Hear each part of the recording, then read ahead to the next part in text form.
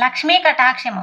మొదటి ప్రదక్షిణ చేయగానే కాలి అందియలు గల్లుగల్లున మోగాయి. రెండవ ప్రదక్షిణ చేయగానే హస్తములకు నవరత్న ఖచిత కంకణాలు దగద్దగాయమానమయ్యాయి.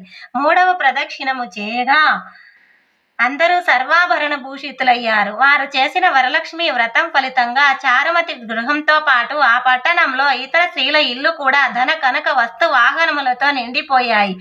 ఆయా స్త్రీల ఇళ్ల నుంచి గజ తురగ రథ వాహనములతో వచ్చి వారిని ఇళ్లకు తీసుకువెళ్లారు.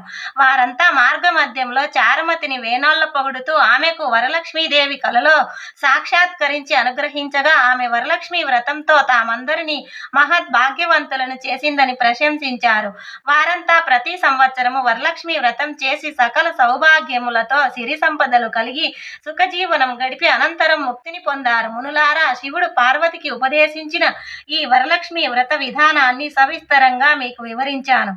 ఈ కథ విన్నా, ఈ వ్రతం చేసినా, ఈ వ్రతం చేసినప్పుడు చూసినా కూడా సకల సౌభాగ్యాలు, సిరి సంపదలు, ఆయురారోగ్య ఐశ్వర్యాలు సిద్ధిస్తాయని సూత మహాముని సౌనకాది మహర్షులకు చెప్పారు.